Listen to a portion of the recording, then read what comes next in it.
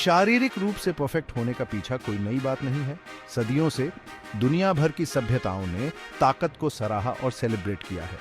प्राचीन ग्रीस ने हमें ओलंपिक दिया, जहां एथलीट्स ने ताकत और फुर्ती के कारनामों में हिस्सा लिया। उस युग की मूर्तियां एक सुडौल शरीर का चित्रण करती हैं, जो एक स्वस्थ शरीर में एक स्वस्थ दिमाग के ग्रीक आदर्श को प्रदर्शित करती हैं। दुनिया भर में प्राचीन भारतीय रेस्टलर्सों ने कठोर प्रशिक्षण व्यवस्था के माध्यम से प्रभावशाली शरीर बनाया। पहलवान के रूप में जाने जाने वाले ये पहलवान ताकत, तकनीक और सहन शक्ति पर जोर देते हुए गहन मुकाबलों में शामिल होते थे। पीढ़ी दर पीढ़ी चली आ रही उनकी विधियां बॉडीवेट एक्सरसाइज और अनुशासित जीवन शैली पर केंद्रित थीं। प्राचीन दुनिया हमें याद दिलाती है कि बॉडी बिल्डिंग अपने सार में समय की सीमा से परे एक खोज है। ये सीमाओं को आगे बढ़ाने और शारीरिक उत्कृष्टता प्राप्त करने की मानवीय इच्छा का प्रमाण है। जबकि तरीके और आदर्श विकसित हुए हैं, ताकत और मानव रूप के साथ मूल आकर्षण अपरिवर्तित रहता है। 19वीं सदी के अंत में बॉडी बिल्डिंग को ताकत के अनौपचारिक प्रदर्शन से एक संगठित खेल में परिवर्तित होते देखा गया। प्रशिया में जन्मे स्ट्रांगमैन यूजीन सैंडो को व्यापक रूप से आधुनिक शरीर सौष्ठव का जनक माना जाता है। सैंडो ने अपने प्रभावशाली शरीर और ताकत के कारनामों से दर्शकों को मंत्रमुग्ध कर दिया। वह प्रेजेंटेशन की शक्ति को समझते थे, अक्सर अपने शरीर को हाईलाइट करने के लिए ग्रीक प्रेरित पोज देते थे। सैंडो का प्रभाव केवल ताकत के प्रदर्शन से कहीं आगे तक फैला हुआ था। उन्होंने अपने शरीर और स्वास्थ्य को बेहतर बनाने के लिए दूसरों को प्रेरित करने के लिए शरीर सौष्ठव की क्षमता को मार्का। 1901 में सैंडो ने लंदन के रॉयल अल्बर्ट हॉल में आयोजित पहली बड़ी बॉडी बिल्डिंग प्रतियोगिता का आयोजन किया, जिसे पहली बड़ी प्रतियोगिता माना जाता है। इस घटना ने एक महत्वपूर्ण मोड़ को चिह्नित किया। आधिकारिक तौर पर शरीर सौष्ठव को एक प्रतिस्पर्धी खेल के रूप में मान्यता है। सैंडो की विरासत शरीर सौष्ठव की पीढ़ियों को प्रेरित करती रहती है, खेल में एक अग्रणी के रूप में अपनी जगह पक्की करती है। 20वीं सदी के मध्य में बॉडी बिल्डिंग के स्वर्ण युग का उदय हुआ। कैलिफोर्निया का मसल बीच महत्वाकांक्षी बॉडी बिल्डर्स के लिए एक केंद्र के रूप में उभरा। यह आउटडोर जिम प्रशिक्षण टेक्निकों और शरीर के विकास में नवाचार के लिए एक प्रजनन स्थल बन गया। जैक लालाने और स्टीव रीव्स जैसे नाम इस युग का पर्याय बन गए। उन्होंने क्लासिक फिजिक को अपनाया, चौड़े कंधे, पतली कमर और संतुलित मांसपेशियों का डेवलपमेंट। उनके प्रशिक्षण ने यौगिक मूवमेंटों और एक अनुशासित जीवन शैली पर जोर दिया। स्वर्ण युग में जो वीडर का उदय भी देखा गया, जो एक महत्वपूर्ण व्यक्ति थे जिन्होंने शरीर सौष्ठव की व्यावसायिक क्षमता को मार्का। वीडर ने 1948 में international federation of body builders या IFBB की स्थापना की, जो जल्दी ही खेल का प्रमुख संगठन बन गया। उन्होंने प्रभावशाली बॉडी बिल्डिंग पत्रिकाएं भी लॉन्च की, जो मांसपेशियों की दुनिया को जन जन तक पहुंचाती हैं।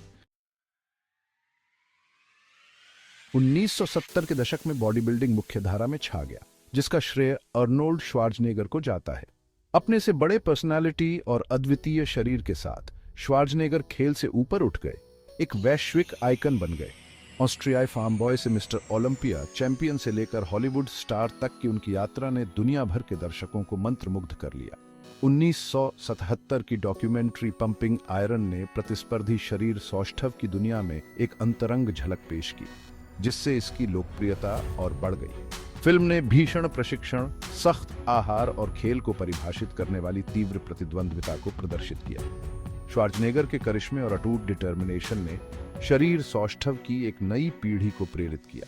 इस युग में शरीर सौष्ठव सौंदर्य शास्त्र में बदलाव देखा गया। मांसपेशियों के द्रव्यमान पर अधिक जोर देने के साथ काया बड़ी और अधिक परिभाषित हो गई। शरीर सौष्ठव पर श्वार्ज़नेगर का प्रभाव निर्विवाद है। वह एक श्रद्धेय व्यक्ति बने हुए हैं, जो खेल की व्यक्तियों को सशक्त बनाने और शारीरिक उपलब्धि की सीमाओं को आगे बढ़ाने की क्षमता का प्रतीक है। सेक्शन 5 आकार बनाम समरूपता शरीर सौष्ठव सौंदर्य शास्त्र का डेवलपमेंट। जैसे जैसे शरीर सौष्ठव आगे बढ़ा, वैसे वैसे आदर्श काया भी विकसित हुई। 1980 और 1990 के दशक में और भी बड़े, अधिक भारी मांसपेशियों वाले शरीर की ओर एक बदलाव देखा गया। ली हेनी और डोरियन येट्स जैसे बॉडी बिल्डर्स प्रतिस्पर्धी परिदृश्य पर हावी हो गए, मांसपेशियों के विकास की सीमाओं को आगे बढ़ाते हुए। इस युग ने एक बहस छेड़ दी जो आज भी जारी है, आकार बनाम सिमेट्री।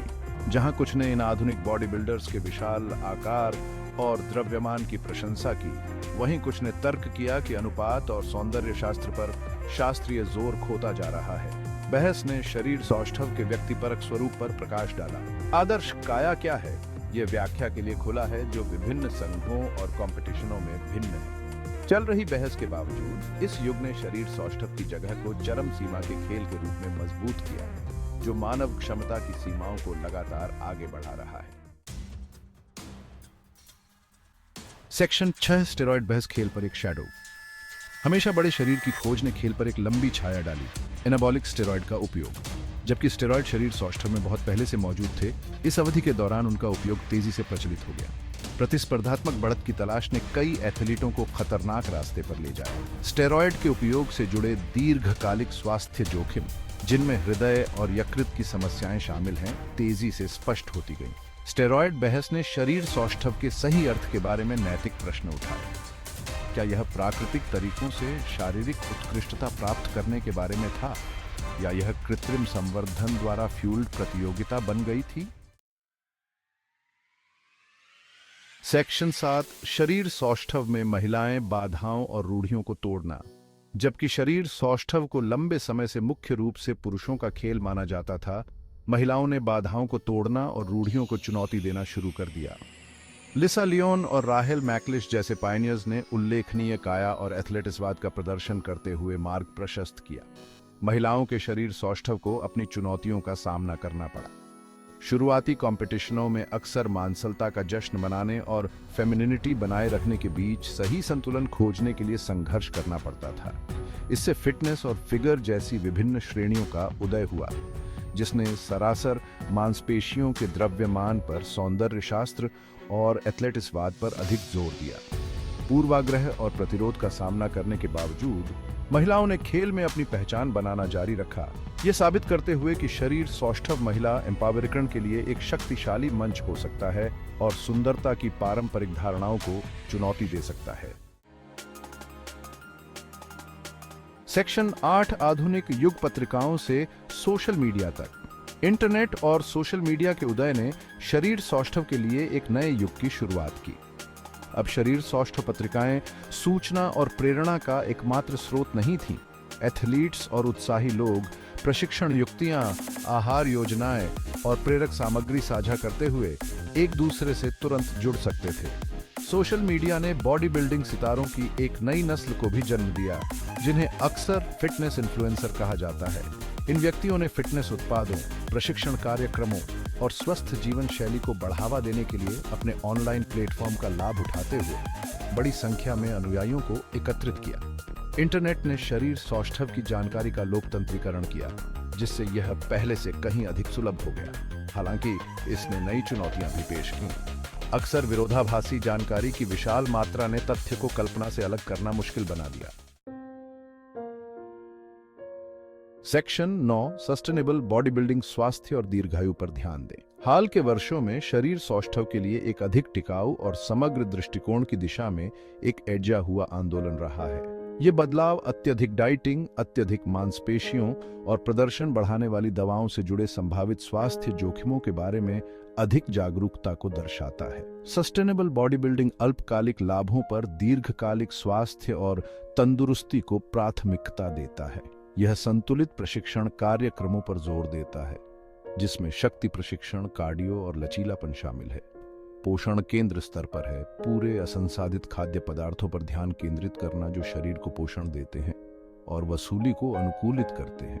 यह दृष्टिकोण एक अधिक संतुलित और टिकाऊ जीवन शैली को बढ़ावा देता है, ये मानते हुए कि सच्चे स्वास्थ्य में शारीरिक, मानसिक और भावनात्मक कल्याण शामिल है। सेक्शन 10 प्रमुख कॉम्पिटिशन है। काया का प्रदर्शन। शरीर सौष्ठव कॉम्पिटिशन है काया विकास और मंच की उपस्थिति का अंतिम परीक्षण बनी हुई है। 1965 में स्थापित मिस्टर ओलंपिया को व्यापक रूप से शरीर सौष्ठव का सुपर बाउल माना जाता है। प्रतिष्ठित सैंडो ट्रॉफी जीतना खेल में उपलब्धि का शिखर है। अन्य प्रतिष्ठित कॉम्पिटिशनों में अर्नोल्ड श्वार्ज़नेगर के नाम पर अर्नोल्ड क्लासिक और न्यूयॉर्क प्रो शामिल हैं। ये आयोजन दुनिया भर के सर्वश्रेष्ठ बॉडी बिल्डर्स को आकर्षित करते हैं, अविश्वसनीय काया का प्रदर्शन करते हैं और मानव विकास की सीमाओं को आगे बढ़ाते हैं। कॉम्पिटिशनें बॉडी बिल्डर्स को समर्पण, अनुशासन और कड़ी मेहनत के वर्षों को प्रदर्शित करने के लिए एक मंच प्रदान करती हैं। वे जिम में बिताए अनगिनत घंटों, सावधानी पूर्वक डाइटिंग और अटूट फोकस की परिणति का प्रतिनिधित्व करते हैं। सेक्शन 11, शरीर सौष्ठव की विरासत केवल मांसपेशियों से कहीं अधिक। शरीर सौष्ठव की विरासत मंच से कहीं आगे तक फैली हुई है।